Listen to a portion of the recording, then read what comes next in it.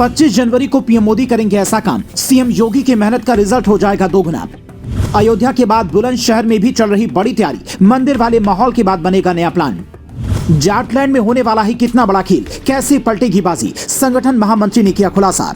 22 जनवरी को प्रधानमंत्री नरेंद्र मोदी राम मंदिर का उद्घाटन करेंगे, ये तो आप सब जानते हैं, लेकिन उसके ठीक 3 दिन बाद 25 जनवरी को क्या करेंगे, इसकी जानकारी अब सामने आई है। 26 जनवरी से ठीक एक दिन पहले मोदी एक ऐसा काम करने जा रहे हैं जिससे सीएम योगी की मेहनत का रिजल्ट दोगुना होने वाला है। अब वो होगा कैसे, इसे समझने के लिए आपको बीजेपी के पश्चिमी क्षेत्र के अध्यक्ष सत्येंद्र सिसोदिया का बयान समझना होगा। 2014 और 2019 चुनाव की तरह 2024 का चुनाव का आगाज भी पश्चिमी यूपी से करेंगे। पीएम मोदी की ये रैली काफी ऐतिहासिक होगी, अभी से ही कार्यकर्ता तैयारियों में जुट गए हैं। पश्चिमी यूपी में 14 में से 8 बीजेपी के सांसद हैं, जबकि सहारनपुर, बिजनौर, नगीना, संभल, अमरोहा और मुरादाबाद में बीजेपी को पिछले चुनाव में हार मिली थी, इसीलिए इन सीटों पर जीत के लिए कड़ी मेहनत करनी होगी। इनमें से कई सीटें मुस्लिम बाहुल्य हैं, इसलिए मोदी पहले से पसमानदा मुसलमानों पर फोकस करने के लिए कह रहे हैं और उसका असर इतना शानदार दिख रहा है कि 2022 में हुए यूपी विधानसभा चुनाव में यहाँ की कुल 136 में से 94 सीटों पर जीत हासिल कर ली थी और इसकी वजह काफी बड़ी थी। ये वो दौर था जब मोदी ने कृषि कानून वापस लेकर किसानों के दिल में बड़ी जगह बना ली थी।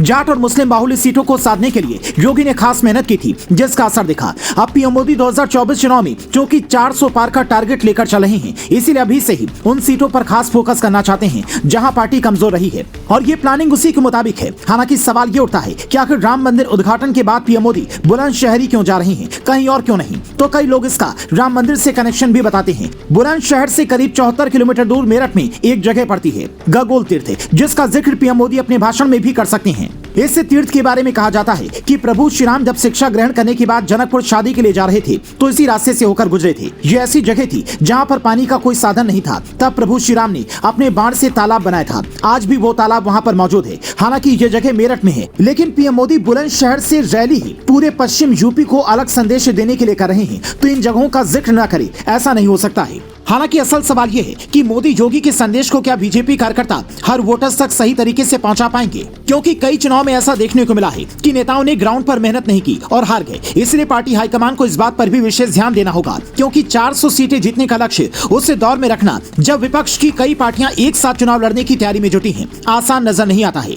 आप इस पर क्या सोचते हैं, कॉमेंट कर बताएं।